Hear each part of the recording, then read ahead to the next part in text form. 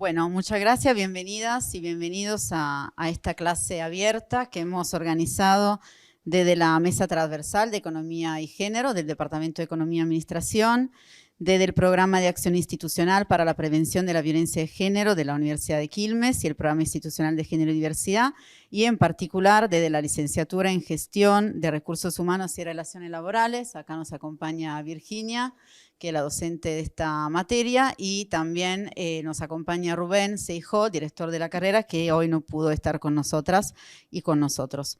Bueno, en la charla de hoy es sobre el convenio 190, es sobre la importancia de la aplicación y la implementación efectiva del convenio. Hemos organizado esta charla, como tantas otras que organizamos desde el departamento y con otras áreas de la universidad, porque creemos que es importante poder profundizar la temática de la violencia laboral y en particular la violencia por motivo de género, y hacerlo desde una mirada transversal, involucrando todas las áreas de la universidad, para poder ofrecer a los estudiantes y a las estudiantes una mirada transversal, y para ofrecer también una mirada sobre lo que estamos haciendo desde la universidad. Por eso tenemos también en el panel compañeros de nuestra universidad que nos pueden también acompañar en esta mirada. Y en particular desde la Mesa Transversal de Economía y Género creemos que es importante poder construir un saber que sea transversal, que sea situado y que justamente pueda dar visibilidad a todas las herramientas que tenemos para tener una sociedad y una economía más igualitaria.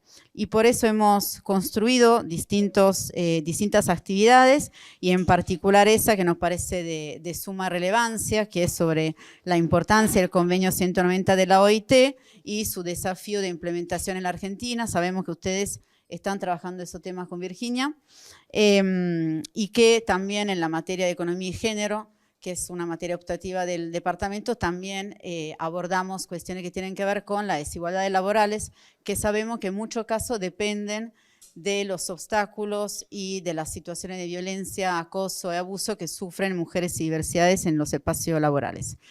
Así que, bueno, eso a modo de introducción. Hoy nos acompañan en ese panel Patricia Sáenz, directora nacional de Protección e Igualdad Laboral del Ministerio de Trabajo, Empleo y Seguridad Social de la Nación. Muchas gracias. Victoria Flores Beltrán, abogada laboralista, docente de Derecho del Trabajo en la Facultad de Derecho de la UBA, y Gonzalo Subía, del Programa de Acción Institucional para la Prevención de la Violencia de Género de nuestra universidad. Así que damos por iniciar la charla, y arranca en ese panel Victoria Flores Beltrán. Muchas gracias. Bueno, ¿qué tal? ¿Cómo les va? Qué raro hablar sin escuchar la voz. Bueno, buenas tardes a todos y a todas. Un gusto estar acá. Muchísimas gracias a Alberta, a Virginia por la invitación, para también venir a conocer la UNCI, que no había tenido la oportunidad, así que es un gusto estar acá con ustedes. Un poco lo que quería conversar o traerles para pensar, sobre todo después como en la etapa de debate, como recuperar algunas de estas cuestiones, es dar un marco general de qué es lo que implica la aprobación o qué es lo que implicó la ratificación en el marco de la Organización Internacional del Trabajo y la aprobación en Argentina del convenio número 190 de la OIT, que es un convenio del año 2019, que en el caso de Argentina primero que es el primer instrumento internacional de abordaje de la violencia y el acoso. Es un convenio de carácter general, o sea, es un convenio que garantiza un nuevo derecho para trabajadores y para trabajadoras. O sea, no es únicamente un convenio sobre violencia por razones de género, aunque la incluye y habla específicamente de la violencia por razones de género.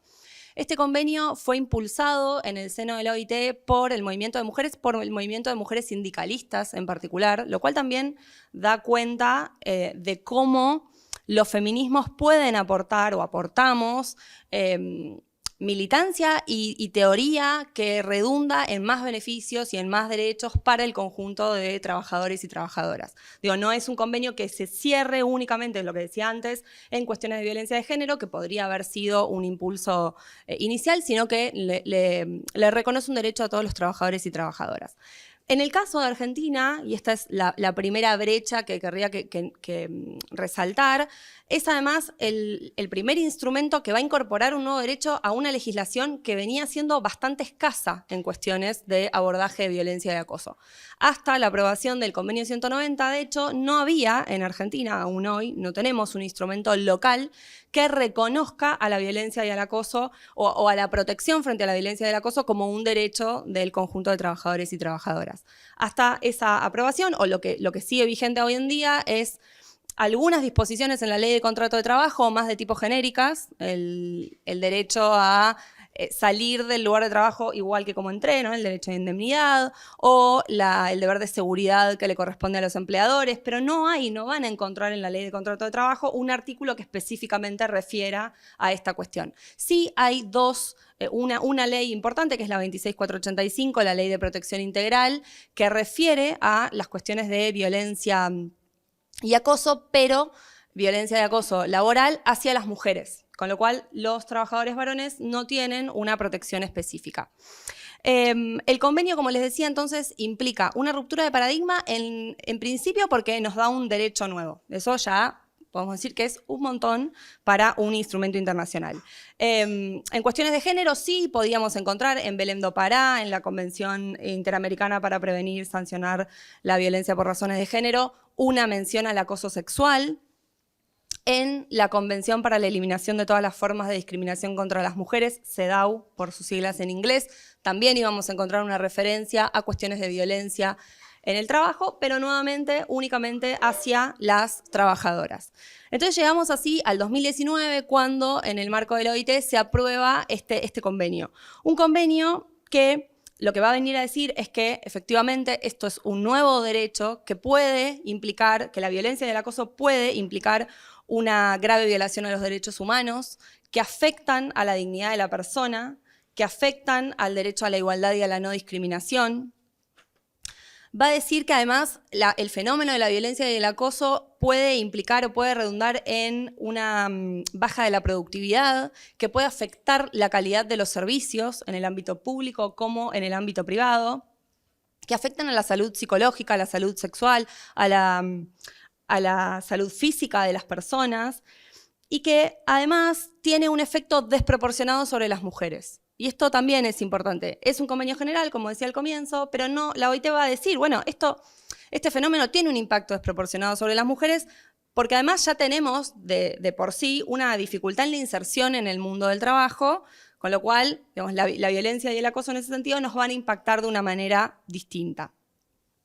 Por eso lo que va a decir es, bueno, en función, y también ahí es interesante leer los informes previos a la aprobación del convenio, cuando en el marco de las reuniones preparatorias se conversa sobre, bueno, cuáles son los sectores más afectados, ¿no? de este tipo de situaciones. Sectores con atención a público, claramente, por ejemplo, son sectores con altas tasas de violencia y acoso, y que para prevenir este tipo de situaciones, sobre todo en referencia a la violencia contra las mujeres, que la entiende como una represalia también por la inserción y el crecimiento profesional de las mujeres en el mundo del trabajo, que lo que hay que atacar son las causas subyacentes a esto, ¿no? Los roles, los estereotipos que aún hoy siguen, por supuesto, muy arraigados socialmente y que ¿por qué en el trabajo no se van a reproducir? ¿No? Esa sería una pregunta. También ahí creo que hay una reflexión para hacer sobre lo que demoramos en tener un instrumento de protección específica en el ámbito laboral, ¿no? Cuando tuvimos muchos avances en otros ámbitos y en el ámbito del trabajo todavía quedaba ahí como algún resabio. Yo decía entonces que es un convenio que rompe un paradigma y lo hace en el primer artículo. Y acá hay una gran diferencia con la legislación argentina y con el abordaje que se hizo y que se sigue haciendo, lamentablemente, en el ámbito de los tribunales. ¿Por qué digo que es una ruptura de paradigma? Porque hasta la aprobación del convenio 190, la violencia y el acoso quedaban muy subsumidas a un concepto que seguramente ustedes lo tienen conocido, que es el concepto de mobbing, ¿no? Esta idea de un ataque repetido en forma sistemática contra un trabajador o una trabajadora con el fin de lograr su exclusión del espacio de trabajo. Esta era la lógica, sigue siendo en muchas cosas, de lo que se consideraba violencia y acoso. Y eso tiene un impacto muy concreto, porque primero me están requiriendo una sistematicidad. Entonces un solo hecho de violencia no sería un hecho de violencia de acoso en estos términos. Segundo, tiene que haber un objetivo. Yo tengo que probar que ese grupo de personas o esa persona que me atacó en forma sistemática tenía como objetivo lograr que yo me fuera de mi espacio de trabajo. Esto, digo, que suena como capaz medio genérico, tiene una implicancia muy concreta si yo voy a reclamar judicialmente, y lo podemos ver en algunos fallos. Pasó una sola vez. No se configura una situación de violencia porque no fue sistemático ni repetido en el tiempo. No logró probar que tenían como interés o intención que la persona se fuera de su espacio de trabajo. Bueno, entonces ahí claramente había un obstáculo en materia de acceso a la justicia y en materia de obtener algún tipo de protección o de resguardo en alguna situación. Bueno, el convenio esto lo anula, digamos, lo supera. No significa que no haya situaciones de mobbing, de un ataque sistemático con esos objetivos, pero lo subsume en la lógica de la violencia y el acoso, que es algo que puede ocurrir una sola vez, de forma repetida, que puede tener por objeto causar o ser susceptible de causar un daño, con lo cual ya no me importa si hubo una intención o no la hubo, es una cuestión más objetiva. Y eso claramente implica una mejora sustancial en la protección de derechos frente a este tipo de fenómenos. Entonces ahí, en ese primer artículo, ya vamos a ver la ruptura del cambio de paradigma que implica, o la ruptura de paradigma que implica la adopción de este nuevo convenio. Por otro lado, el convenio va a ser muy amplio también en su ámbito de aplicación. ¿A qué personas comprende el convenio y en qué lugares? ¿No? Estos son los dos ámbitos de aplicación. El ámbito de aplicación personal, ¿quiénes? Todas las personas que se desempeñan en el mundo del trabajo. Y ahí va a hablar de mundo del trabajo. No es solo mercado de trabajo, una concepción bastante discutida, no es solo en el trabajo formal, no es solo en el ámbito público, es en el mundo del trabajo. ¿Quiénes? Los trabajadores formales, los informales, los trabajadores y las trabajadoras de la economía popular. Hago un asterisco. Todo un desafío en materia de aplicación para Argentina, ¿no? Ahí también pensar el rol central del Estado para garantizar una vida o un mundo del trabajo libre de violencia y de acoso para trabajadores y trabajadoras de la economía popular. En el ámbito privado, en el ámbito público, los y las pasantes, universo que, por ejemplo, puedo hablar desde la Facultad de Derecho de la Universidad de Buenos Aires, tenemos muchísimas estudiantes pasantes que ya tienen una protección por ser estudiantes en el marco de su vida universitaria, pero también lo tienen como pasantes en los términos del convenio, digamos, como trabajadoras en este sentido amplio. Personas que buscan trabajo, personas que se retiraron de su lugar de trabajo, personas que ejercen autoridad también por este convenio tienen la protección que brinda. ¿En qué ámbitos? En el ámbito del trabajo, en los desplazamientos, en los viajes, en el ámbito de las nuevas tecnologías. Otro desafío enorme si pensamos que después de la pandemia hemos tenido un corrimiento, si se quiere, del ámbito laboral de los espacios comunes a los ámbitos de los hogares, ¿no? Entonces ahí también la violencia que se ejerce por medios digitales está contemplada en el convenio 190. Algunas otras cuestiones que quisiera resaltar que me parece que pueden ser interesantes para pensar justamente cómo el desafío de aplicar este convenio en Argentina. Por un lado, en materia de principios, el convenio va a decir que los estados deben adoptar un enfoque inclusivo, integrado y que tenga en cuenta las consideraciones de género. ¿En qué se va a qué va a generar esta idea de un enfoque inclusivo? Bueno, en una estrategia integral para abordar la violencia y el acoso, que le garantice a las víctimas tener acceso a vías de recurso o vías de reparación, que prevé alguna sanción cuando ocurren alguno de estos hechos, y que haya también mucho incentivo en materia de formación, sensibilización, prevención. Ahí también el convenio implica una ruptura de paradigma. ¿Por qué? Porque no vamos, la idea, hacia eso tendríamos que ir, es que dejemos de observar estos fenómenos como conflictos interpersonales e individuales y que pensemos en las causas estructurales que facilitan que este tipo de situaciones ocurran. Dicho esto, ¿es complejo abordar este tipo de situaciones? Recontra. Yo estoy, como les decía antes a a Virginia y Alberta en un momento un poco pesimista con esto, donde creo que a veces le pedimos a algunas instituciones, yo puedo hablar desde el derecho del trabajo, que resuelva conflictos sociales que son difíciles de resolver. No significa que no tengamos que intentar hacerlo, pero que hay situaciones que son difíciles. Entonces, partir desde una lógica, desde la prevención, nos va a dar muchas más herramientas que partir únicamente desde la lógica sancionatoria o reparadora.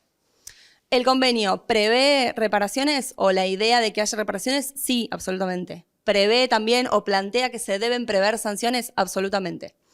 Pero cuando aparece la sanción o aparece la reparación, el hecho ya sucedió. Y generalmente, lo que yo he visto, acá Patricia creo que va a tener más información, muchas de las reparaciones o de las formas de sanción que se encuentran en el ámbito privado, en particular, tienen que ver con el despido de la persona que produjo el hecho de violencia. Y eso puede ser una forma de sanción o puede ser una forma de reparación, dependiendo de la situación que se haya vivido, pero nuevamente es cuando el hecho ya ocurrió. Y a mí ahí me da cierto temor también de que la respuesta fácil sea el despido de una persona y no abordar las situaciones que posibilitaron que eso ocurriera. Digo, ¿y cuál puede ser la responsabilidad del empleador en evitar que eso pase? Porque yo puedo sancionar a una persona, pero si hay un ambiente de trabajo que facilita que eso ocurra, probablemente va a volver a pasar. Y se despedirá a la siguiente persona, y se despedirá a la siguiente persona, y se despedirá, pero digo, los hechos van a seguir ocurriendo. En ese sentido, el convenio también va a referir a la posibilidad de que se adopten mecanismos internos, no solo que pueda haber un organismo judicial especializado, sino que también en los propios ámbitos de trabajo haya instancias de abordaje de esos conflictos. En Argentina básicamente son los protocolos, mayoritariamente, ¿no? En el ámbito público y en el ámbito privado. Como ya estoy cerca del tiempo, quisiera mencionar dos cuestiones en materia de protección y prevención. Primero, tener en cuenta el fenómeno de la violencia en la gestión de la salud y la seguridad. Hoy no se considera un riesgo en las situaciones de violencia y de acoso, y ahí podría haber como una punta para pensar en políticas de gestión de la violencia y el acoso por organismos que tienen alguna gimnasia en trabajar en prevención de situaciones en los ámbitos laborales. Y por último, en materia de control de aplicación, vías de recurso y reparación, que es uno de los artículos que refiere el convenio, donde habla de estos mecanismos internos para resolver este tipo de situaciones, hay un punto que me parece muy central y que lo veo también incluso como trabajadora, que es la posibilidad que se le debería dar a los trabajadores y a las trabajadoras de alejarse de la situación de violencia sin sufrir represalias. Digo, eso es un desafío y eso es un problema, básicamente porque hoy, lo puedo decir desde el ámbito público, en el ámbito público se utiliza mucho la licencia por problemas de salud mental de personas que probablemente la tengan derivado de esa situación de violencia y de acoso.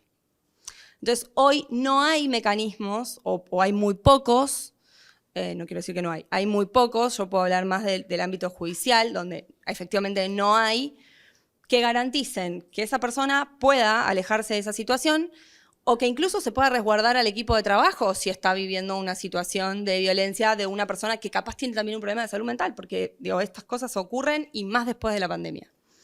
Entonces digo, en función de esto, y ya para cerrar, efectivamente hay brechas, digamos, lo que llamamos brechas, digamos, distancias normativas entre el convenio y los instrumentos que hay en nuestro país.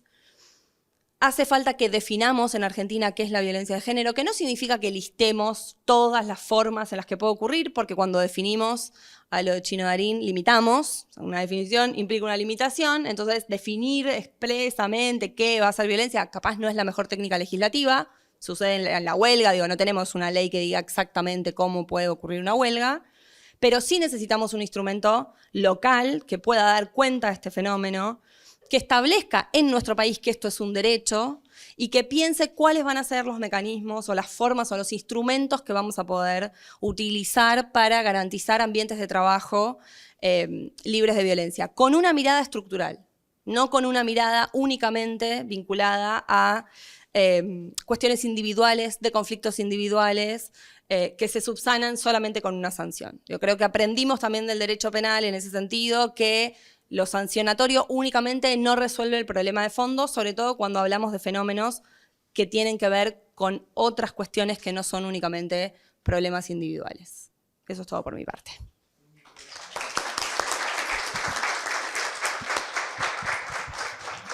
Muy bien. ¿Está bien así para arriba? Bueno, en primer lugar, quiero contarles que estoy muy contenta de estar en esta universidad y con gente tan hermosa, joven, porque uno siempre, permítanme decirles que cuando uno piensa que está terminando la etapa laboral, saber que hay otros que recogen estas banderas y que pueden trabajar en estos temas, a mí me da un plus de alegría. Así que agradecerte, Virginia, agradecer a todos, gracias por permitirme. Y bueno, y gracias a todas, todos y todes que estén acá escuchando esta temática, que para mí se transformó hace muchos años en un proyecto de vida. ¿Y por qué hablo de proyecto de vida? Porque cuando uno va al trabajo, uno juega mucho más de ir a cobrar un salario, ¿no? Ahí se empiezan a producir las primeras relaciones, amistades, sueños. Y cuando en el trabajo se ve amenazado por alguna situación de estas que contaba la compañera, el trabajo comienza a ser lo peor que uno le puede pasar porque se pone todo en juego, ¿no? No solamente lo que le pasa a uno, sino también lo que le pasa alrededor a nuestros compañeros, a nuestras familias y nosotros cómo responder a eso. Por eso cuando hablamos de violencia y del convenio 190, a mí me gusta ponerlo en el contexto real de lo que pasa en una relación de trabajo, que es que en esa relación de trabajo, que sabemos que es asimétrica, ¿qué quiero decir con esto? Que tenemos derechos y obligaciones diferentes, los y los trabajadores, lo que nos pasa es que lo que se produce en esta relación es una fuerte ruptura comunicacional, pero fundamentalmente un abuso de poder. Un abuso de poder que tiende a excluir a un trabajador o una trabajadora y a dejarlo, sino en su peor manera, que es el sometimiento en el mundo del trabajo. Y esto termina acarreándoles muchísimos problemas en la salud psicofísica y muchísimo no entender qué es lo que les está pasando. ¿Y por qué lo cuento esto? Porque lo que pasa es que uno no cree que esto que le está sucediendo en el mundo del trabajo sea algo normal. Entonces empieza a dar por obvio situaciones que no son obvias y de a poco empieza a sentir que su salud psicológica y su salud física comienza a quebrantarse. Y uno no tiene respuesta para contar por qué le está pasando esto. En realidad lo que le está pasando, y esto nos pasa a varones, mujeres, diversidades, humanos, ¿no? Es que empieza a creer que algo hizo en esa relación de trabajo para que esto se produzca. Y esto es lo más incomprensible del tema de la violencia. Por eso a mí me gusta separarlo de esto que hablaba recién mi compañera, tan importante, de que es algo individual, porque tiene que ver más con, no es un conflicto. Las relaciones humanas son conflictivas. Uno puede discutir cómo es el trabajo, cómo lo lleva. Esto excede el conflicto, porque esto tiene que ver fundamentalmente con alguien que te quiere sacar o excluir del mundo del trabajo. Y a mí me gusta decirlo así, simplemente, echarte, sacarte, por muchas cuestiones, que ya eso no lo analizaré, que tiene que ver con cuestiones personales para muchos, o por hacer sombra, o por envidia, o por miedo, pero eso no tiene nada que ver con los trabajadores. Lo que pasa fundamentalmente es que se rompe esto y el trabajador y la trabajadora que lo sufre no tienen respuestas para dar y queda en un lugar separado y excluido. Es un lugar donde la única manera de salir de la violencia se construye desde lo colectivo. Por eso es tan importante este convenio y esto que decían, que el convenio fue la construcción de muchos, de muchas y de muchas, porque lo que se vivenció ese proceso de dolor. Y se pudo llevar a un lugar tan importante como es la Organización del Trabajo, y Argentina poner la voz en esto y poner las normas en esto para poder de a poco ir desarmando este proceso tan perverso que se lleva la vida de muchos trabajadores y trabajadoras. Y lo digo desde un lugar que hace muchos años, en el 2006, 2007, en el Ministerio de Trabajo de la Nación, se discutía. Yo tuve la suerte de presidir una comisión, que era la comisión normativa, donde el Estado, los sindicatos y los empresarios discutíamos algunas cuestiones, entre ellas el ausentismo. Y decíamos por qué faltan los trabajadores, por qué se ausentan, por qué se enferman. Y en realidad empieza a surgir ahí como algo que es violencia, que hay violencia, pero que no podíamos ponerle un nombre. Y como bien decían, no era solamente el acoso psicológico, sino también la agresión física y las peores formas de acoso y de chantajes que tienen que ver con el acoso y la violencia sexual. Y cuando empezamos a trabajar este tema y empezábamos a ver que había muchísimas inquietudes y que debíamos comprometer a todos, a todas y a todos, o sea, sindicatos, empresas, profesionales de la salud, nos dábamos cuenta de que más allá de las normas, que como bien decíamos recién, en nuestro país no existían muchas normas, muchas normativas, lo que estaba en juego era la vida de los trabajadores. Y la vida de los trabajadores, yo siempre lo cuento, que el primer caso que tuve, una vez hablamos de violencia laboral en el ministerio, hicimos una charla muy abierta, llevamos médicos, psicólogos, vino una mujer a verme, doy el nombre porque en la justicia laboral la conocen mucho, se llamaba Laura Moedo, vino a verme y me dijo, mira, estoy sufriendo esto que están diciendo y no sé qué hacer. En ese momento el ministerio no tenía un lugar de atención, y ahora les voy a contar qué es lo que hacemos, y recurrió a la justicia. La verdad que ganó los 3 fallos. Ese año ella trabajaba en una empresa, había sido esa empresa reconocida a nivel del Estado como las mejores empresas líderes, y ahí adentro había una compañera sufriendo. Hizo todas las gestiones laborales, los juicios, y ganó su juicio. A los 10 años, cuando cumplimos 10 años con la oficina, la volvimos a invitar y le hicimos una nota, porque para nosotros era el primer caso que habíamos atendido, y le preguntamos 2 preguntas. Una nos dijo algo que yo donde voy lo repito, que es: uno es víctima porque no sabe, que no sabe que está siendo víctima de violencia laboral, porque se le ponen muchas palabras, ¿no? Se le pone, bueno, vos tenés este carácter, vos sos así, la empresa necesitaba algo. Y en eso transcurren años, muchos años. Y en eso la salud se va deteriorando cada vez más. Y la segunda pregunta que le hice, le digo, bueno, Lau, ya lograste superar esto, bueno, ¿dónde estás trabajando? Y Laura me dijo, la verdad es que tuve todo el reconocimiento económico, pero nunca más pude enfrentar una entrevista de trabajo.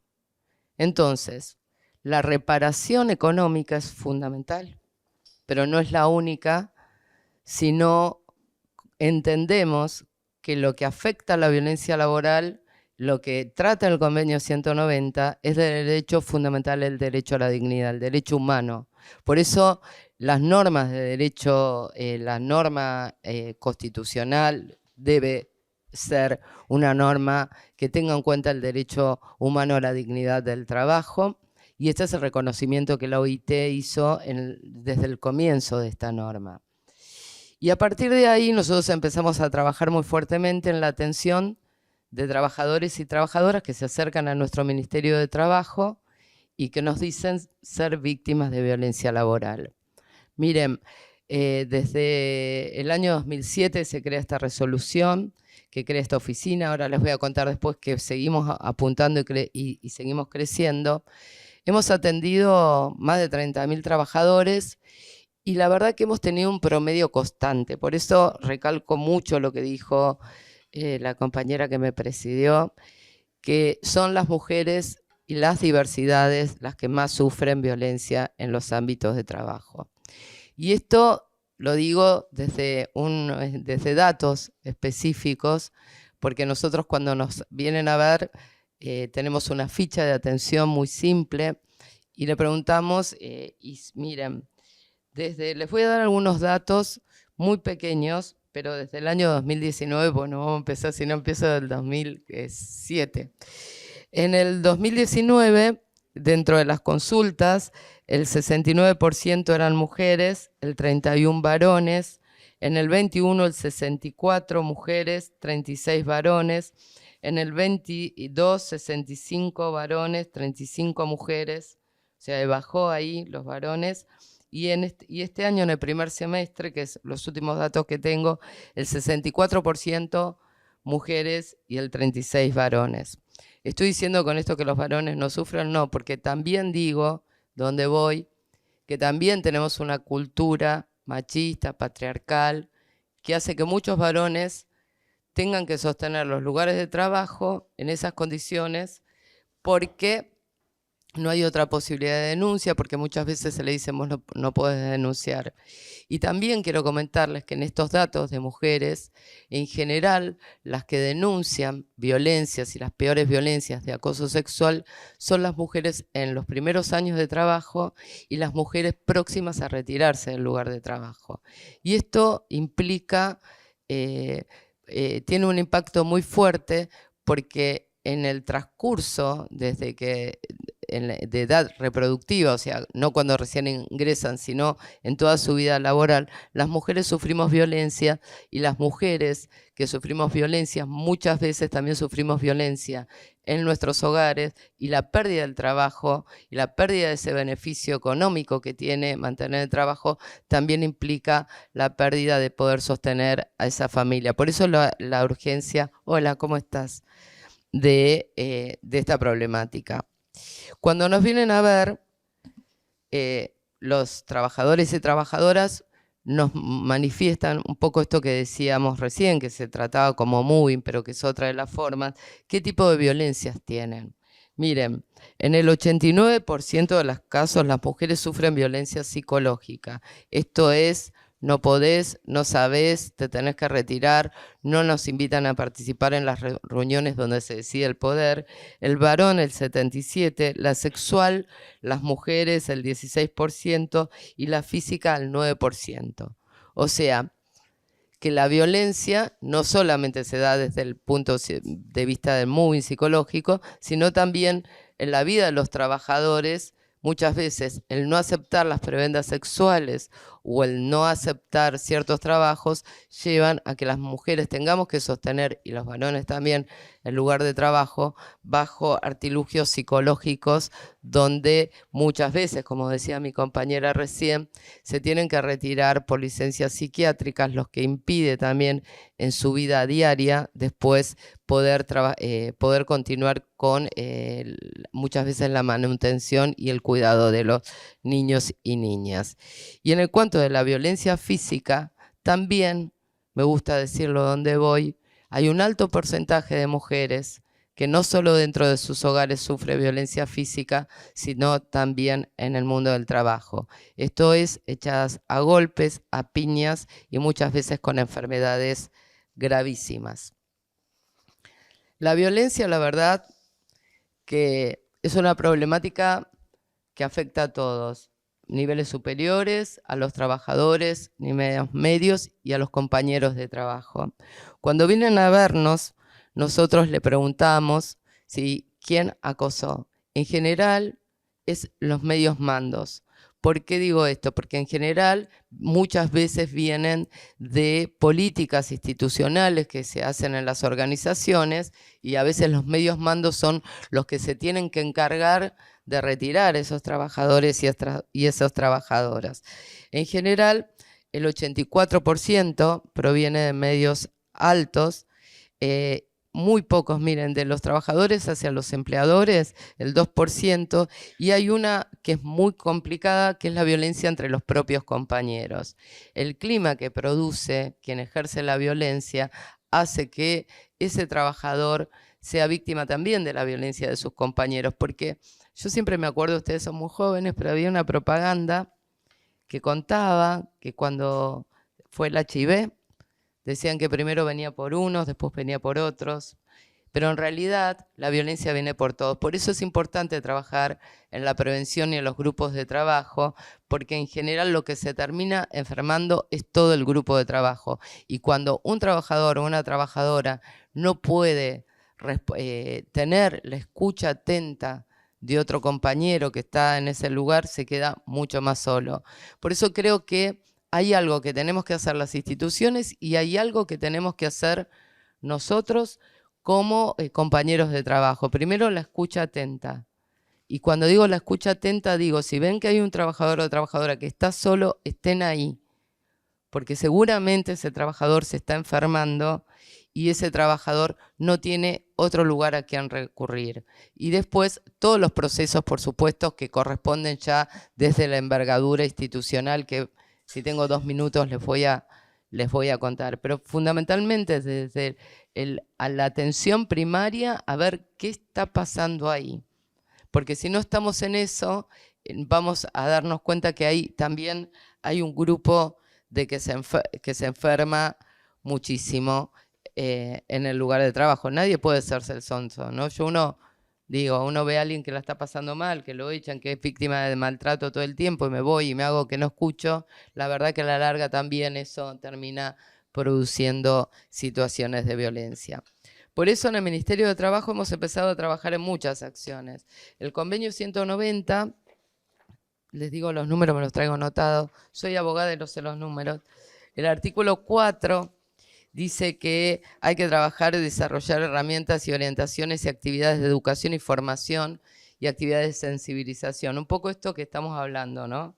Que ustedes puedan ser un canal de comunicación y decir, esto existe, esto pasa, esto es real, lo que está sucediendo, y proporcionar a los trabajadores y a todas las personas en forma accesible procedimientos e información de capacitación.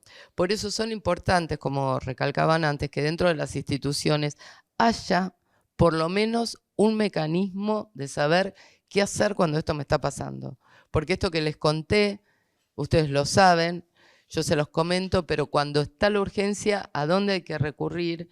¿Qué procedimiento rápido hay que hacer? Que sea de una manera sumaria, digo yo, y esto quiere decir inmediata, dónde recurrir, con quién ir, con quién hablar, y que se creen equipos interdisciplinarios para este tema.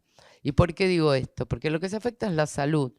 Y tiene que haber especialistas en atención a estas personas, que sea en forma confidencial, porque muchas veces la solución más fácil que tienen en los lugares de trabajo es sacar al trabajador de donde está, mandarlo a otro lado, hacer uso de algunos derechos laborales, como el ius variandi, que se lo manda de un lugar a otro y ese trabajador es el trabajador que se va etiquetado a todos los lugares. Acercarse, si es posible, yo creo en el movimiento obrero sindicalizado, en los movimientos que puedan tener a los sindicatos, para que pueda ser un delegado gremial, alguien que tenga alguna herramienta que pueda ayudarlo, o los propios trabajadores, la forma de organización que quieran, a buscar esa documentación. Porque se le pide, y en esto fue muy novedoso el convenio, cuando dice un solo acto, que no tenga que ser el trabajador quien esté respondiendo qué es lo que le pasó, sino que sea el empleador que hizo para que no haya esa situación de violencia, pero de todas maneras, como tenemos una justicia lenta y una justicia que termina pidiendo un montón de cosas, que acompañen en los certificados que tengan esos trabajadores de salud. Es importante que esto quede acreditado, no como un estrés laboral, porque muchas veces terminan diciendo lo que sufrís es estrés laboral. No sufre un trabajador estrés laboral. Con el estrés laboral me voy a mi casa, descanso, me encuentro con mis amigos, me tomo un vino, la paso bien y eso pasó. El que sufre violencia laboral no le sucede esto, porque no puede dormir, tiene problemas de sueño, no puede comunicarlo, tiene problemas posturales, se automedica y empiezan a haber un montón de conflictivas que se suman al tema de violencia laboral, como por ejemplo los consumos problemáticos que se comienzan a naturalizar solamente compañeros para poder ir a trabajar. Por eso es tan importante el trabajo qué hay que hacer. Por eso lo que nosotros hacemos desde el Ministerio de Trabajo, ya me estoy yendo en tiempo, lo voy a cortar para no pasarme tanto, 2 minutos nada más, es convocar al diálogo tripartito empresario, sindical y Estado. Creamos la Oficina de Asesoramiento de Violencia Laboral, creamos una coordinación específica de atención de víctimas de violencia en el ámbito público, que es distinto. Hicimos en todo el país, existen a través de las agencias territoriales, trabajadoras y trabajadoras de nuestro ministerio que atienden el tema de violencia para que puedan ser derivados inmediatamente. Ya sabemos que en Argentina, en algunos lugares se atiende en la Defensoría, en otros en el ministerio. Bueno, tener una guía de recursos para eso, contar con presupuesto para esto, porque también es una lucha de que estos temas que tanto dicen que conmueven, tengan los lugares presupuestos como para poder bancar estas situaciones. Estamos trabajando en lineamientos de protocolos generales para todos los trabajadores, porque como bien decían, en el sector privado se venía trabajando, en el sector público también, pero tenían fuera de nuestras leyes un montón de organismos que no tienen protocolos, no como en el caso de ustedes. Muchas universidades aún no los tienen, no tienen protocolos, no tienen ámbitos de atención específicos y fundamentalmente tratar de incorporar esto como un riesgo de trabajo. ¿Y por qué digo esto? Porque es importante que los trabajadores sepan que les corresponden, como cualquier riesgo de trabajo, licencias especiales por el tema de violencia, que haya comités mixtos de atención y fundamentalmente yo lo que pido, y a donde voy, y ya la corto porque me entusiasmo y no paro de hablar, es que tenemos, por favor, todos unidos, no importa de qué palo vengamos, de qué pensemos, es que tenemos que tener una ley de violencia laboral que proteja a todos, todas y todes los trabajadores.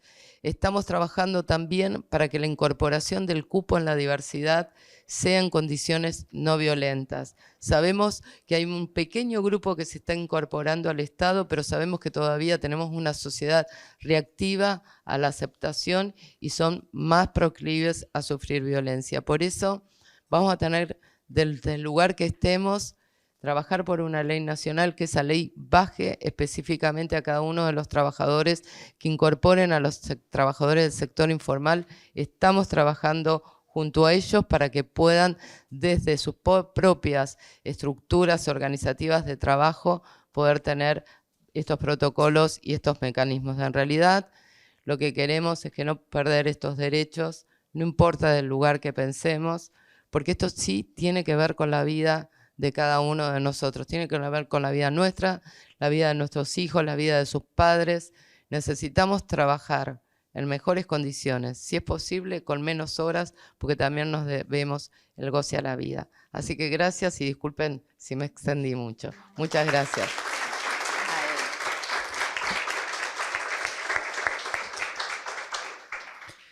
Bien, buenas tardes. Gracias a todos y todas por estar acá. Mi nombre es Gonzalo, soy investigador de la universidad desde el 2011.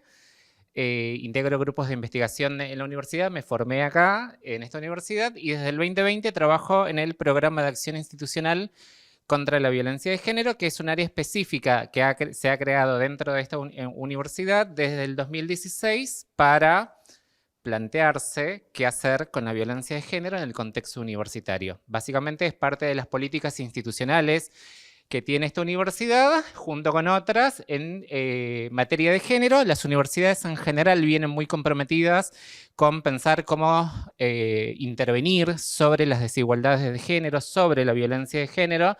Entonces se han generado diferentes acciones institucionales justamente para pensar en materia de género, que, ojo, no son nuevas. El otro día lo decíamos en una de las jornadas de género que organizó el Programa de Género y Diversidad, que es otro de los programas. La Universidad de Quilmes tiene un profundo compromiso en materia de géneros y derechos humanos casi desde su creación.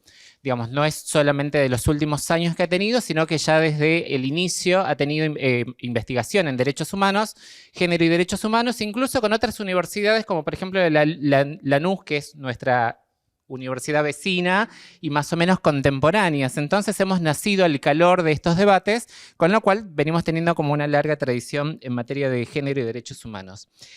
Desde cuando me integré en el programa en el 2020 y una de las acciones que empezamos a desarrollar fue empezar a revisar cuál es la normativa institucional de la convivencia universitaria, ¿no?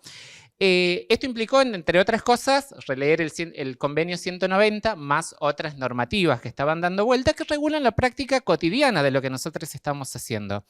Básicamente en la universidad, en general no lo sabemos, a nosotros nos gusta construir la idea de ciudadanía universitaria, pero básicamente las prácticas cotidianas que nosotros hacemos dentro de esta universidad están reguladas y están en algún punto normativizadas. Por poner un ejemplo sencillo, si la compañera me presenta una monografía en una situación de examen y esa monografía es un copio y pego desde otro lugar, eso constituye una falta, no solamente una falta ética en la producción, sino está reglamentado eso como parte de las normativas, de los códigos estudiantiles. Básicamente le podría caber una sanción formal porque está inscrito en un reglamento.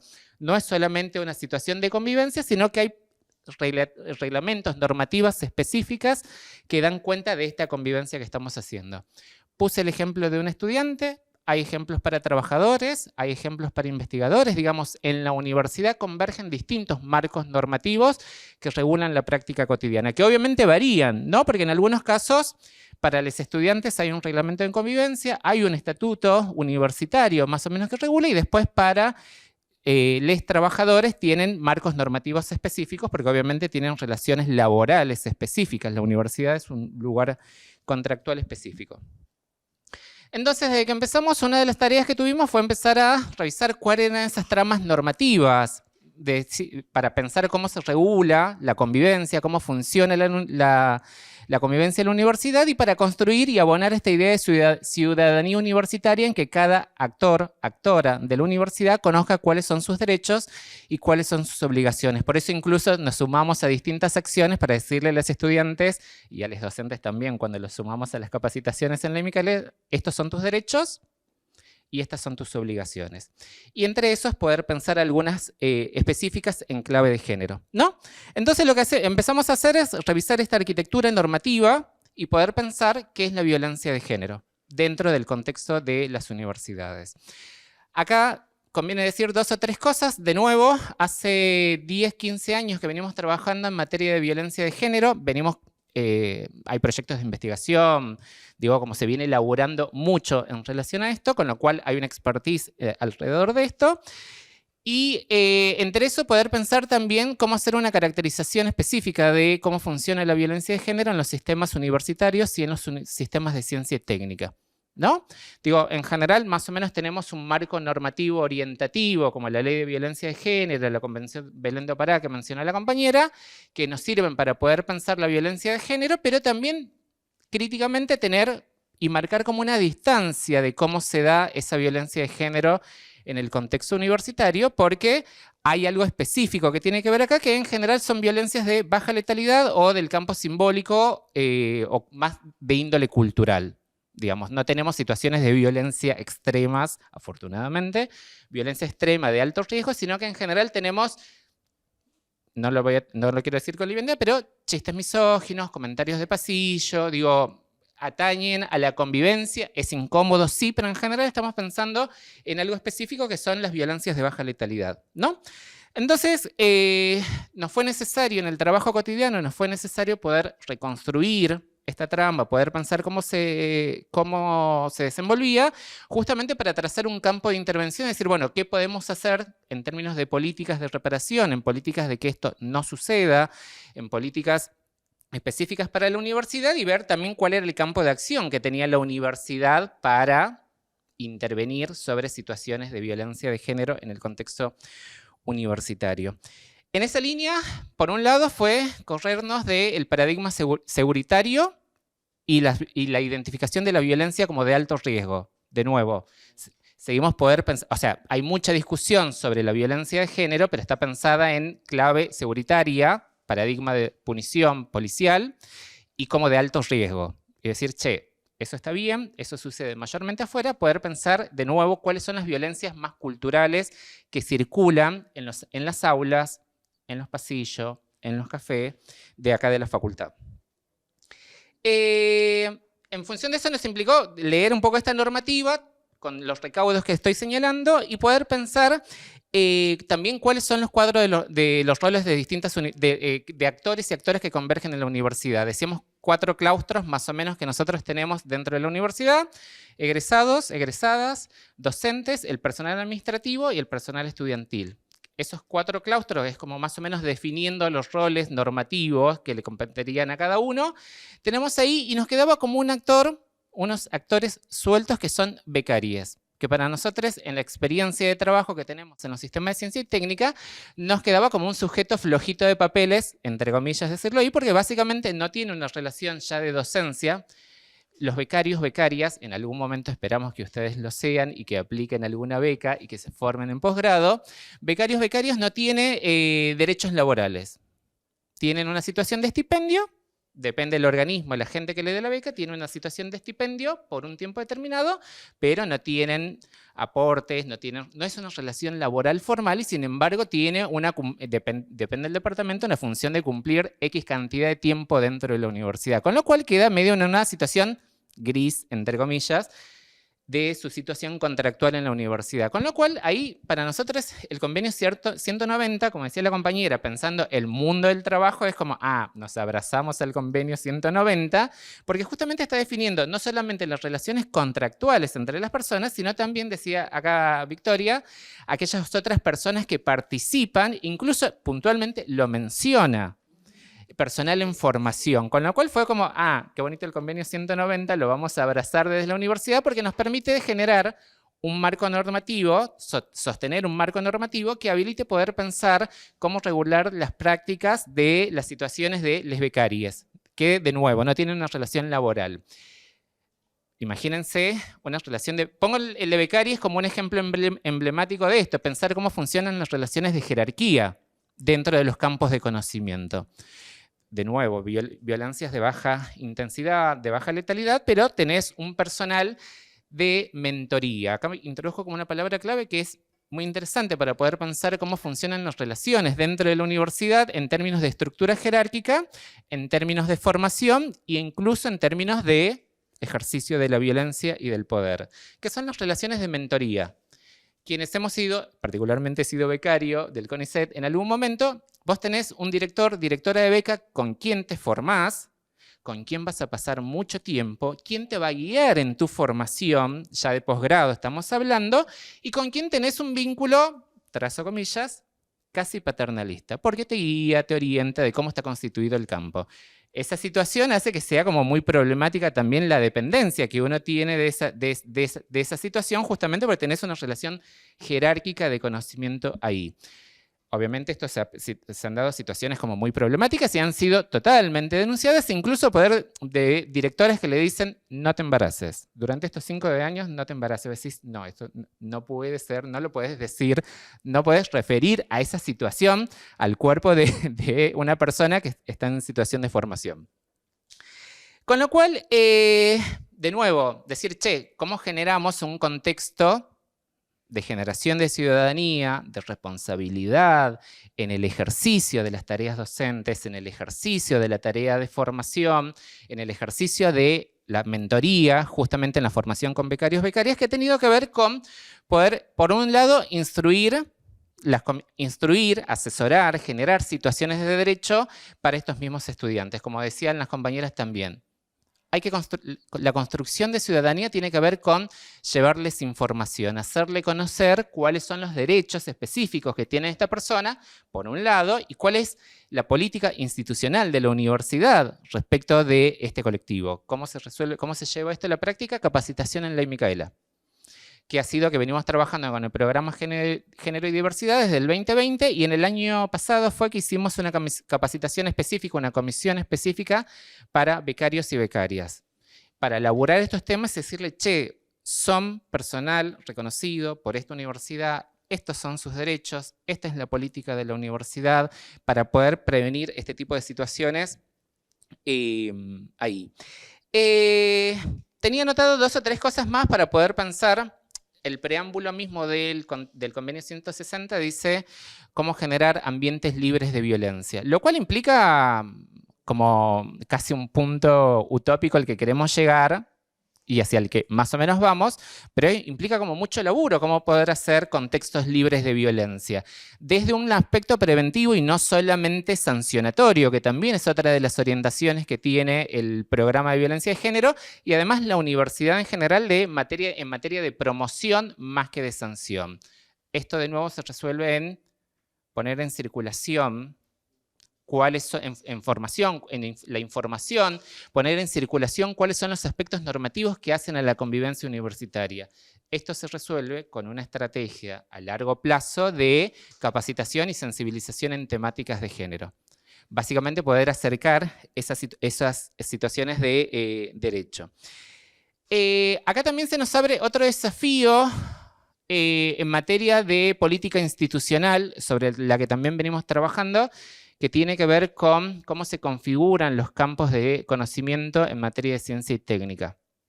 Porque en general tenemos como cierta estructura institucional de, esta es una política institucional para la universidad, pero lo cierto es que los campos de conocimiento no se dirimen solamente dentro de esta universidad, sino que se dirimen junto con otros organismos de ciencia y técnica. Esto ha sido, para nosotros, ahí hay un foco desde el que laburar, porque implica laburar con otras universidades o con organismos de ciencia y técnica que están por fuera de la universidad, para ponerlo en un ejemplo llano. Hemos tenido consultas de situaciones de violencia de género y dicen, no lo puedo denunciar porque si no, no me va a salir la beca Alemania. Vos decís, claro, no es algo que podamos administrar nosotros desde acá, porque vos podés más o menos regular las prácticas. Esto es uno de los desafíos de las universidades, poder pensar articuladamente en ciencia y técnica. Vos decís, el director al que se quiere denunciar no es solamente un referente acá, sino que es un referente internacional. Entonces decís, che, ¿cómo hacemos? ¿Cuáles son los desafíos de pensar institucionalmente, corregir estas situaciones de acoso? Les decía, el convenio 190 especifica formalmente personas en formación y ha implicado también las relaciones, este es uno de los alicientes para nosotros, y el segundo es el que tenga que ver con espacios extralaborales, ¿no? Que también ahí hay otro punto donde nos abrazamos al convenio 190 para poder pensar que justamente las relaciones laborales o las relaciones no se dan específicamente dentro del perímetro del edificio, sino que incluso se extienden mucho más allá. Y esto es algo que en la Universidad de Quilmes, por otras experiencias, hemos tenido resuelto. No sé si hemos tenido resuelto porque tenemos experiencia en esto que tiene que ver con la virtualidad. La Universidad de Quilmes es una de las primeras universidades en el país que ha generado un sistema de educación virtual, con lo cual, cuando llegó la pandemia, creo que hemos sido uno de los primeros que hemos empezado a trabajar en pandemia, porque a las 2 semanas nos dijeron, este es el campus, acá está el Zoom, avancen, avanti. Con lo cual las relaciones entre las personas, entre estudiantes, entre las relaciones laborales, para nosotros siempre han tenido esa dimensión virtual, con lo cual ahora tenemos una formalización con el convenio 190, pero ha sido algo que atañe a la política universitaria. Concretamente, ¿cómo se lleva esto a la práctica? Hemos tenido situaciones de pandemia, también imagínense, en pandemia los grupos de WhatsApp estaban disponibles, los teléfonos de todas las compañeras, digo, como situaciones de acoso que se estaban dando. Para nosotros han sido los grupos de WhatsApp en los que ustedes se integran cotidianamente, también forma parte de un campo de intervención de la política universitaria, de lo que la universidad se podría hacer cargo. Ahí la compañera se sorprende. Sí, también estamos pensando en que ahí también se dan sus relaciones que tienen que ver a la convivencia universitaria. No solamente es una limitación ahí de la situación del perímetro. Finalmente, para no ocupar más el tiempo, señalar que también hay un criterio técnico en la intervención de todo, en la organización de todo esto. Porque cuando hablamos de violencia de género parece que fuéramos, no sé, nos suele pasar en las capacitaciones en materia de género que parece que fuéramos 2 o 3 vecinos, vecinas hablando y opinando, y cualquiera puede opinar de violencia de género y decís, che, no, mira, lo puedo decir en este espacio, que no es un espacio de capacitación formal en Ley Micaela, y decís, che, mira, tenemos experiencia en investigación. Hay psicólogas, hay abogadas, hay trabajadoras sociales que están poniendo en juego la matrícula. Hay un ejercicio profesional acá. No es que solamente somos 2 o 3 personas que nos gusta el tema y que venimos a hablar y te dicen, no, eso no es violencia de género y discuten un criterio técnico. Nos ha pasado en capacitaciones, a veces están discutiendo un criterio técnico de definición de gente que hace 10, 15 años venimos laburando el tema. Me parece que eso también es interesante. Sí, de reponer. Ahí, perdón, la compañera por el lado dice, ¿eso también es violencia? Sí, se da como un montón eso como para poner en discusión. ¿Cuáles son las políticas institucionales que se generan? Lo decía acá la compañera, son los protocolos. Los protocolos son mecanismos de intervención ante situaciones de violencia. Es un protocolo, es un procedimiento de atención específico, en este caso, en temas de violencia. Desde el 2006, la Universidad de Quilmes es una de las primeras que tiene protocolo en el sistema interuniversitario. Desde el 2016 tenemos protocolo y tenemos programa. El protocolo es el procedimiento, el programa es el área encargada del ejercicio de ese procedimiento. Básicamente se trata de un mecanismo de escucha y de atención. A nosotros nos van a encontrar acá en el Ágora, en el box 23 o en las páginas web.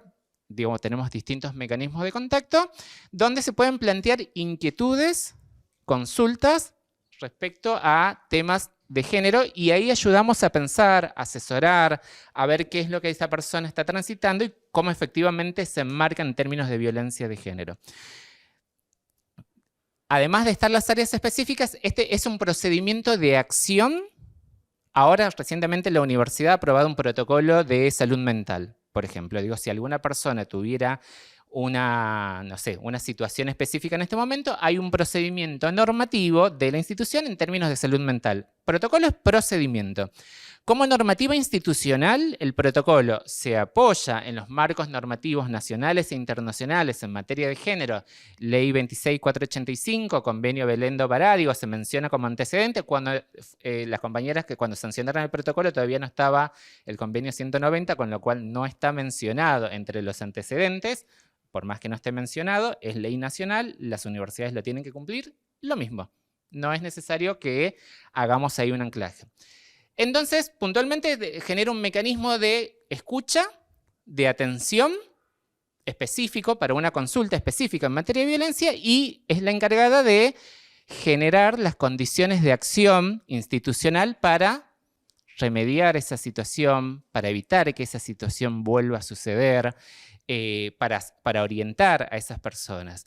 Puntualmente en el trabajo que venimos desarrollando hay dos grandes campos de intervención. Por un lado son las consultas puntuales, en algunos casos, como son violencias de baja letalidad, como son violencias culturales, a veces se pueden resolver en términos de corresponsabilidad. Es decir, vamos a trabajar con el departamento, vamos a trabajar con esa área y vamos a generar ciudadanía universitaria para que eso no se repita.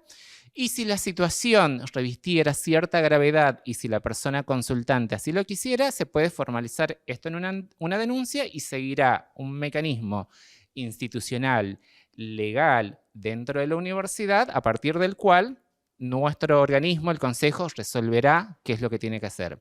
Este procedimiento es exactamente el mismo procedimiento que decíamos, la compañera me presenta una monografía, está esa monografía, el ejemplo que usaba al inicio, si esa monografía tiene una falta, se les pueden expulsar por copiar, ¿no? En términos de estudiantes, les pueden expulsar, es una sanción formal, eso siempre me gusta decirle a mis estudiantes.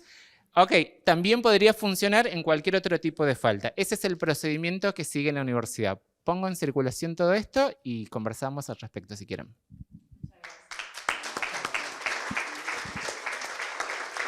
Bueno, muchas gracias a los tres por sus aportes. Abrimos un espacio de preguntas, si las tienen. Si tienen alguna pregunta, consulta para hacer a la persona que nos están acompañando y si no, abrimos también para que las compañeras nos puedan hacer sus reflexiones. Chao, Gaby.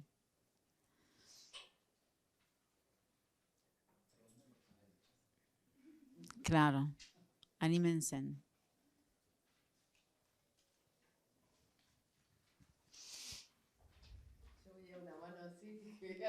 No, esa... Bueno, como trabajador de la universidad podría ser una pregunta también. ¿Nadie se anima? Bueno, espera porque hay que darte la... No, porque eso si no, no sale ahí.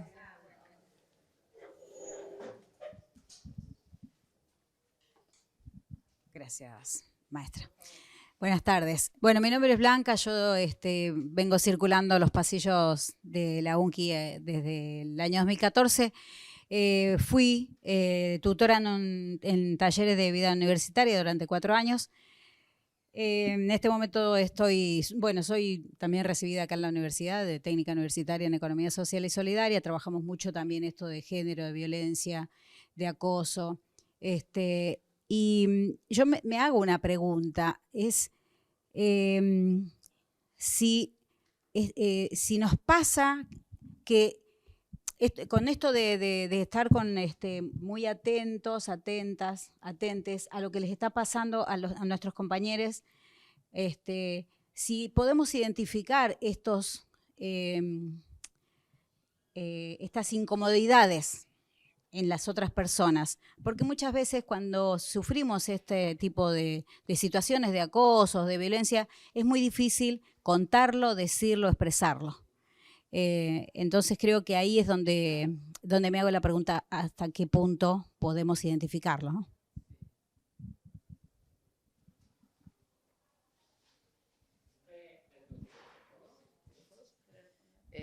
Sí, qué interesante eso que decís, porque en realidad también, ¿no? Si es o no, es un tema de violencia que tal vez escapa a lo que uno pueda hacer. Yo creo que el acompañamiento tiene que ser primero desde un acercamiento y ver cuál es la afección.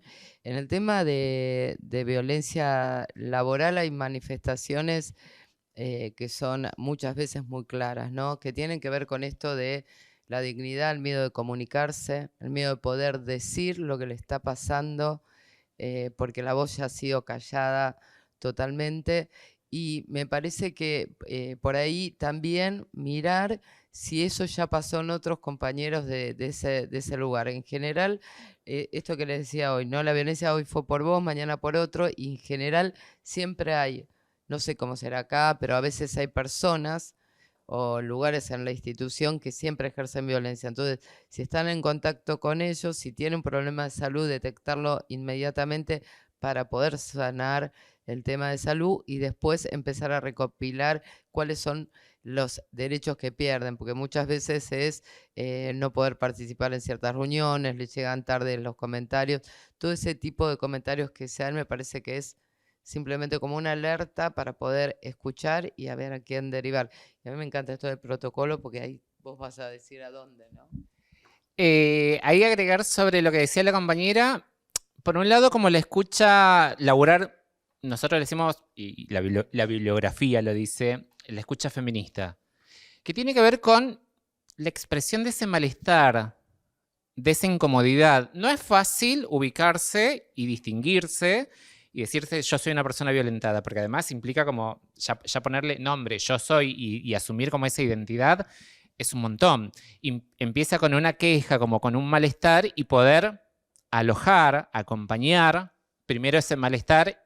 Y de nuevo, no es solamente la responsabilidad de quienes estamos en el box 23, es responsabilidad de nosotros que vivimos en una comunidad. Ser parte de una comunidad implica de esta responsabilidad de, che, la persona que tengo al lado se está sintiendo mal. Puede ser en clave de género, puede ser en clave de salud mental. Digo, ser solidario, solidaria respecto de ese malestar, ¿no? Primero. Segundo, darle forma también a ese malestar, es decir, che, hay alguien que se está sintiendo mal, alguien de mi comunidad se está sintiendo mal, y hay un área, por lo menos en términos de género, también de salud mental, yo laburo solamente en el área de género, podemos invitar a alguien de salud mental después, pero decir, hay un área para poder pensar y escuchar y ver qué se hace. O sea, nosotros, de nuevo, el equipo tiene psicóloga, tiene abogada, tiene trabajadora social, tiene especialistas que ayudan a darle forma a pensar justamente esa situación. Algo que me parece importante marcar del protocolo es que se pueden laburar solamente consultas. No por acercarse al protocolo implica necesariamente que sea una denuncia. Y esto es muy importante de trabajar en términos de violencia de género porque a veces no se acercan a los espacios bajo la fantasía de la denuncia, un proceso mucho más largo.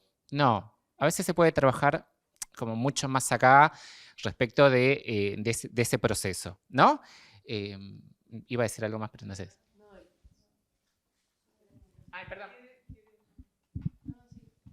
Una cosa, que en algunos protocolos hay desarrollo de indicadores para pensar en estas cuestiones, que no tiene que ver necesariamente con el compañero o con la compañera de al lado, pero sí desde lo laboral e institucional, digamos. Entonces, si vos tenés un espacio, un poco lo mencionaba también Patricia, con alta rotación de personal, con mucho ausentismo, con mucha utilización de licencias, con quejas que no llegan a formalizarse en alguna instancia, bueno, eso es un indicador de que hay un lugar donde puede estar pasando algo.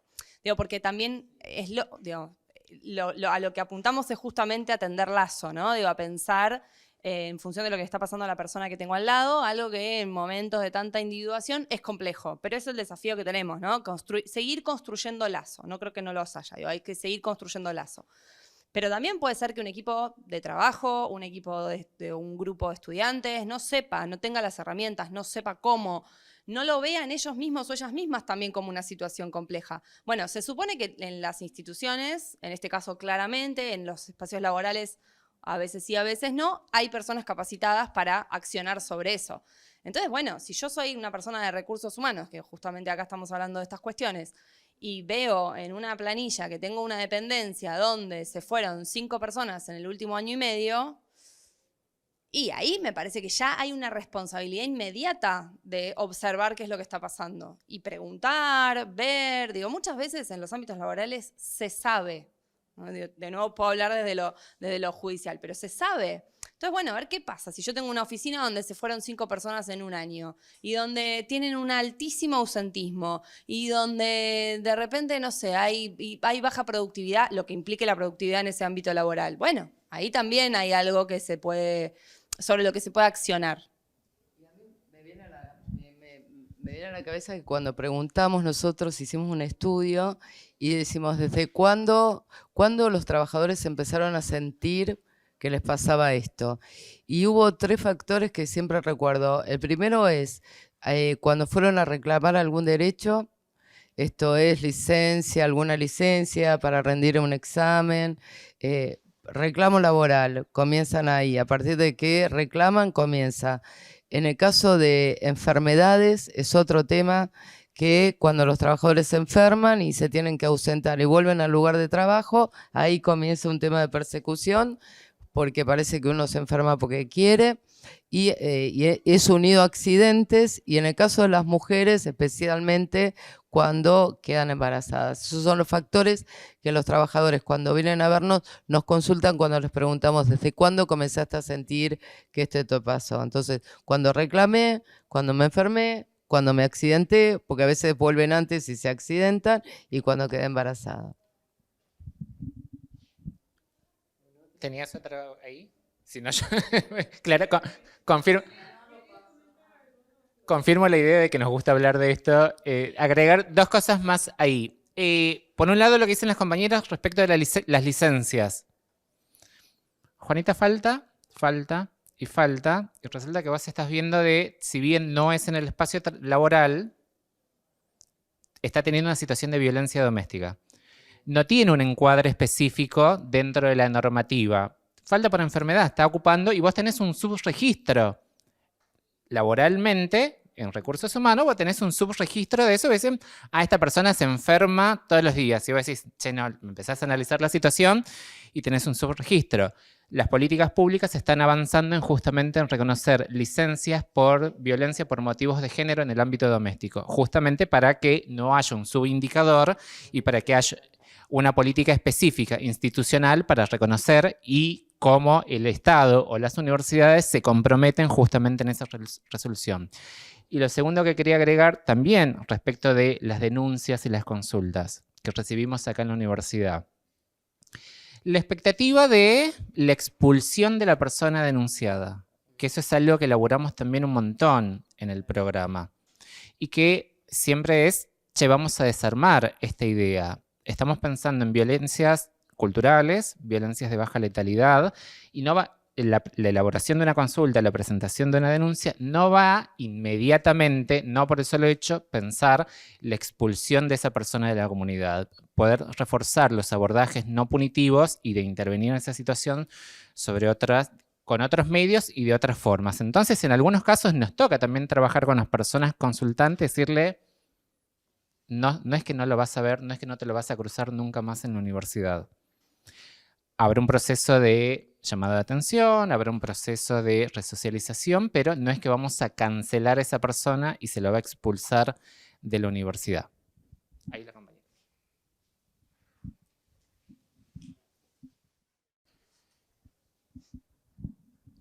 Buenas tardes.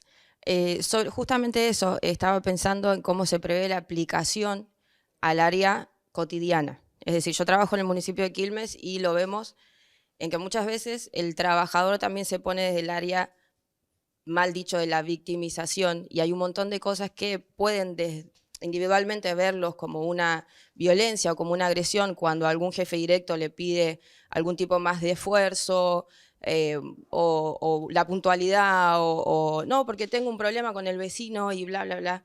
¿Cómo se prevé que todo esto, que para algunos pueda llegar a ser violencia, quizás para otros sea ser un poco más organizados, demás, todo lo que tiene que ver dentro del área del trabajo y el esfuerzo también del trabajador?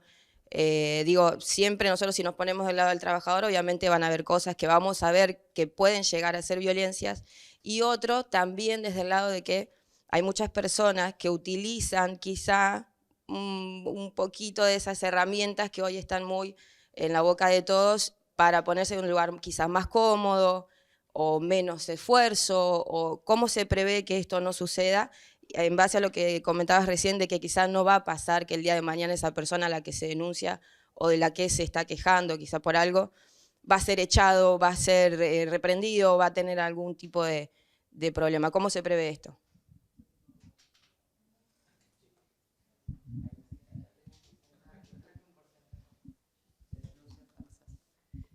Sí, por eso hay que diferenciar el tema de violencia laboral de otros hechos que no son violencia, como los conflictos laborales, como un jefe con características de cumplimiento. Por eso decía que la relación es asimétrica, todos tenemos derechos y obligaciones.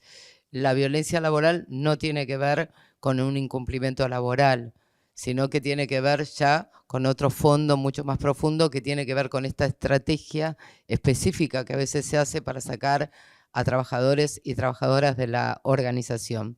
Y hay un dato que nosotros recogimos durante estos años que me parece importante, que es el tema de la denuncia falsa. Que muchos decían, hay mucho miedo con esta ley de decir, bueno, todo el mundo va a presentar denuncias contra alguien que le cae mal, entonces lo denuncio y lo saco. Eso, nosotros, el porcentaje de denuncias falsas que hemos tenido en el ministerio es un 2,8, no llegamos a un 3%, porque el procedimiento que realiza la denuncia, todo el trabajo que lleva desde la investigación de los hechos hasta la finalización, no puede sostenerlo una denuncia falsa. O sea que creo que hay un 97% de personas que denuncian bien y hay un 3% que utiliza eso. Por eso yo siempre digo, se puede utilizar, sí, lo pueden utilizar, pero en realidad el beneficio es muchísimo mayor y es trabajar dentro de la organización para que el cumplimiento de las normas se hagan y no haya violencia laboral. No sé si soy clara con lo que te quiero decir. Es más importante sostener el derecho, porque en realidad las denuncias que puedan ser falsas o el no cumplimiento de trabajo, ya lo va a explicar yo también soy abogado, pero la doctora la tiene mucho más clara seguro, lleva otras disciplinas y otras normativas que se pueden tomar. O sea, no es todo violencia laboral, hay otras normativas en el caso de incumplimiento. Te lo paso así. Sí, pensaba varias cosas. Primero, claramente en la línea de lo que plantea Patricia de, bueno, cuáles son conflictos y cuáles son situaciones de acoso y violencia. No lo tiene que definir la persona que lo está sufriendo necesariamente, o no sos vos la persona que va a decir, a ver, esto es un caso, digo, si para vos la situación es intolerable, por la razón que fuere, lo importante es que haya un mecanismo para ir a plantearlo y será la persona que tiene esa responsabilidad quien tenga que merituar si esa situación es una situación de acoso y violencia o si es una situación de conflicto entre compañías de trabajo, entre una autoridad y un empleador, un trabajador, una trabajadora. Digo, ahí hay alguna cuestión. Por supuesto que si un trabajador o una trabajadora no cumple con sus responsabilidades, es lo que decía Patricia también, dentro del marco de la Ley de Empleo Público o de la Ley de Contrato de Trabajo, hay mecanismos sancionatorios, suspensiones, procedimientos administrativos, digo, hay distintos mecanismos que se pueden utilizar para poder abordar esa cuestión. Ahora, me parece que también con eso, y me refiero también un poco a lo que me comentaba Gonzalo, que también disparó como tu reflexión. Eso yo lo puedo ver también como docente universitaria, mucho de eso, ¿no? Como no lo quiero ver más, quiero que... Y es entendible, porque cuando uno atraviesa una situación de violencia o de acoso, en el ámbito que fuere, por supuesto que hay parte de un deseo que tiene que ver con eso. Bueno, acá está la parte que yo decía que soy un poco pesimista, pero que creo que hay algunas puntas para pensarlo, que es que pedirle, insisto, pedirle al derecho laboral, como pedirle al derecho penal que resuelva situaciones de conflicto es complejo, porque son múltiples, porque capaz vos realmente no te bancás a la persona que tenés al lado y tiene una forma de trabajar que te saca de quicio y que la tenés que ver 7 horas todos los días y que decís, ¿por qué me estoy comiendo este salame? Bueno, digo, ¿es una situación de conflicto? Sí. ¿Probablemente te lo lleves a tu casa? Sí. ¿Probablemente te afecte como laburante? También. ¿Tiene que intervenir el derecho laboral en esa situación? No sé. Tiene que haber otros mecanismos. Tenemos que pensar en otras instancias. Leí hace poco un fallo, lo comento muy chiquitito, pero un fallo de la Cámara de un trabajador. La situación había sido en una cámara de frío, en un supermercado, estaba una trabajadora, otros compañeros de afuera le apagan la luz y le cierran la puerta con 2 compañeros adentro. Los 2 compañeros varones le hacen, lo que ellos dicen, un chiste, como que uno la agarra así y la asusta. Eso a ella le dispara un pensamiento, como un recuerdo muy traumático de su vida. Se pone muy mal, denuncia la situación, se activa el mecanismo interno. El trabajador pide disculpas, se muestra arrepentido, dice, yo realmente no consideré que a ella le podía llegar a disparar un recuerdo traumático de su vida. La empresa lo despide sin causa. O sea, es una persona que se va de ese ámbito de trabajo sin percibir una indemnización. ¿Qué es lo que dice la Cámara? La Cámara dice, fue un chiste entre compañeros, hace otras cuestiones vinculadas a la prueba, cómo probar el hecho, que son conflictivas. Pero lo que dice es un chiste, esta persona se está tomando una medida extrema, que es despedirlo sin salario, sin indemnización. Digo, entonces ahí la reflexión, y yo esto lo comenté en una clase la semana pasada y se armó tremendo debate, porque la mayoría era como, está bien echado y hay que echarlo y está perfecto. Y yo decía, 3 cosas. ¿Qué hizo la empresa para que los trabajadores y las trabajadoras entiendan que hay chistes que no está bueno hacer? Digo, ¿cuál es la responsabilidad del empleador para decir, che, a ver, ¿qué hice yo para evitar que esto pase? Segundo, ¿esa persona se va sin indemnización? ¿A dónde? Pero también el espacio laboral, como el espacio universitario, son ámbitos de construcción de ciudadanía más allá de la ciudadanía universitaria. De poder decir, bueno, a ver, esta persona está sufriendo este hecho, le está pasando esta cuestión. ¿Qué herramientas tengo? Muchas más. O sea, el Estado, el ámbito laboral y el Estado tienen muchas más herramientas que esa persona esté sola en su casa. Digo, ahí también hay que pensar, bueno, la respuesta del empleador es un despido con causa. Nada más, no hay otras cosas que podamos hacer para abordar este tipo de situaciones. Quizá la respuesta es no, y después viene y me dice, no, este chabón hace chistes así desde que entró el día 0 y es un desagradable y sabía lo que le pasaba a la compañía. Bueno, listo, está bien, estamos hablando de otra cuestión. Pero me parece que hay conflictos y hay cuestiones que tenemos que pensar, y acá nos tenemos que poner creativos y creativas, qué otras herramientas ponemos en funcionamiento para resolver estas cuestiones. Eso. Sí, hay una variable ahí en lo que dice la compañera también. Primero, partir el punto de partida es todas nuestras prácticas cotidianas exceden a los marcos normativos. O sea, cotidianamente no es que estamos pensando diciendo, estoy haciendo una monografía y la compañera está pensando en toda la reglamentación de la universidad que está. En general las prácticas van mucho más allá de las cuestiones normativas. Lo que sí es necesario poder pensar es que justamente qué hacemos frente a situaciones que generan cierta conflictivividad, ¿no?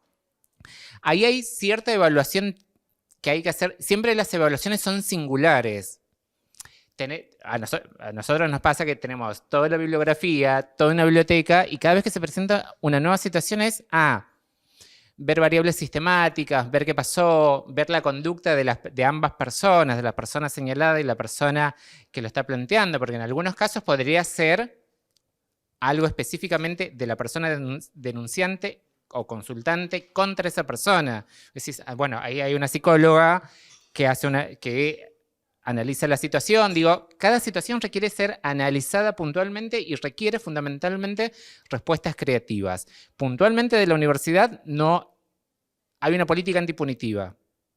Es decir, no es inmediatamente la sanción, no es la expulsión, porque la expulsión tampoco lo es hacia afuera, digamos. Todo el debate antipunitivo hacia afuera nos ha demostrado que puntualmente las cárceles no es la solución para la situación de violencia. Digo, lo pongo en circulación ahí, sería otro espacio de conversación, pero la expulsión o la sanción no resuelve esa situación. Sin embargo, la universidad se tiene que hacer cargo de que esa situación no se repita. Porque la reparación, acá también hay que poder pensar en políticas de reparación, no está dado, o sea, si un profesor te maltrata, la reparación va a hacer que ese profesor, la situación no se repita, más que algo singular sobre vos, o sea, ya ha sucedido el episodio, ¿me entendés? O sea, la universidad se encargará de que no te vuelva a suceder a vos y a otra persona, poder pensar las políticas de reparación más a largo alcance.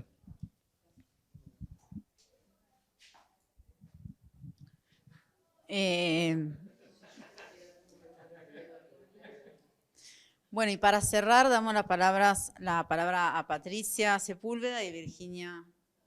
Bueno, yo quisiera ser breve, retomar un poco algunas cosas que me iban resonando. Esperaba quizá que hubiera más preguntas de los estudiantes. Para mí es fundamental que en una licenciatura en gestión de relaciones laborales se trabajen estos temas.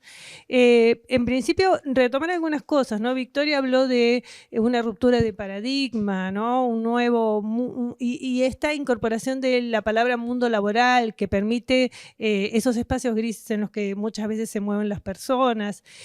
También Victoria trajo el tema del despido de la persona que ha ejercido violencia cuando ya pasó, ¿no? Ya pasó. Pero también algo que yo había levantado la mano y después dije, no, ya lo tomó Gonzalo, es esta cosa de, esta fantasía de expulsamos a la persona del universo, porque ya no alcanza que lo saquemos de la universidad, no alcanza, lo expulsamos del universo. ¿Y de qué modo cuando por ejemplo, se despide a una persona de su empresa, me garantizo que esa persona no vaya a otro lugar a ejercer las mismas condiciones y a repetir la misma conducta?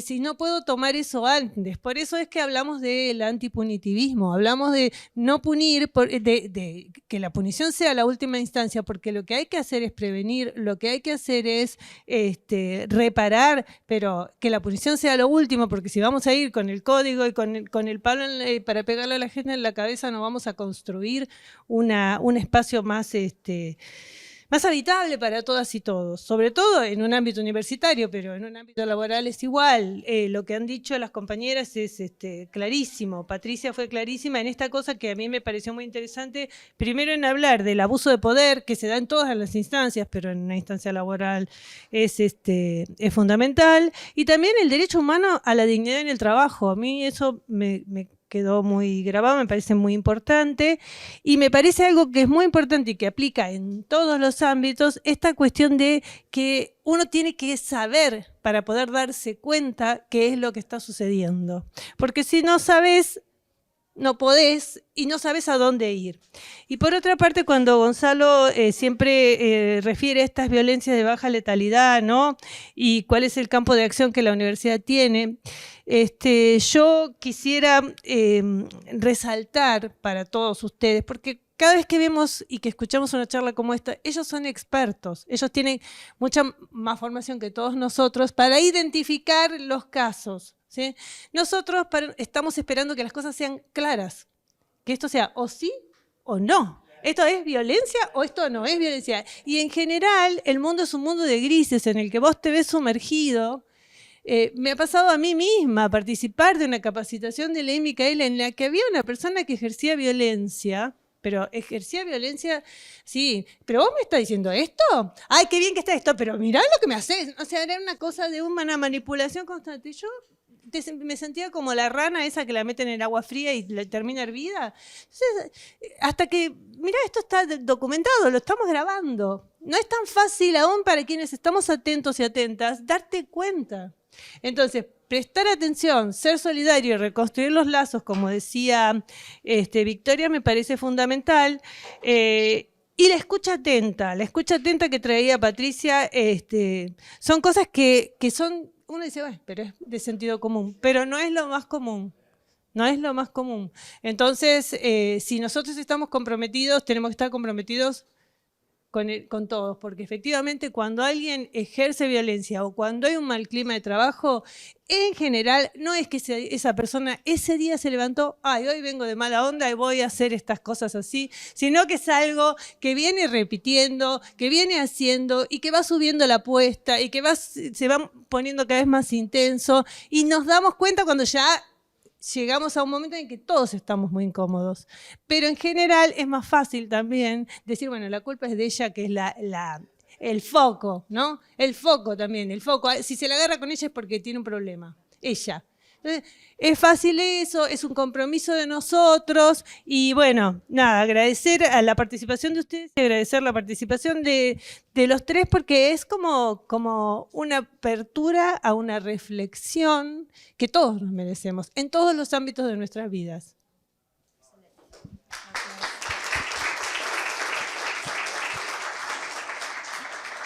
Solamente para sumar unos minutos, agradecer la participación de a quienes invitamos para exponer, también a Patricia para el cierre.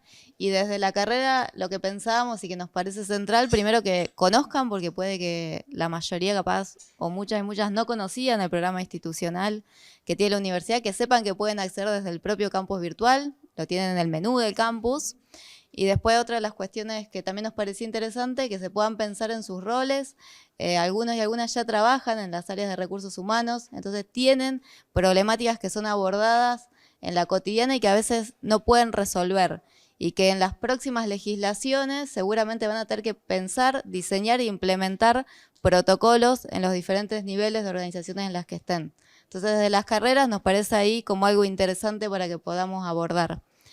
También otra de las cuestiones que me parecía importante que anoten y que sepan, el Ministerio de Trabajo tiene la Oficina de Asistencia de Violencia Laboral, se puede ingresar por el link de argentina.gov.ar, donde ahí tienen la información, el contacto y también aparece la información que hoy está haciendo el Ministerio en relación a esa temática. Muchas gracias y qué bueno que hayan podido participar y que podamos haber hecho, esta es la segunda charla que hacemos sobre el convenio OIT, la primera la hicimos el año de la ratificación, así que me parece que esto nos plantea nuevos desafíos para esta nueva época. Muchas gracias.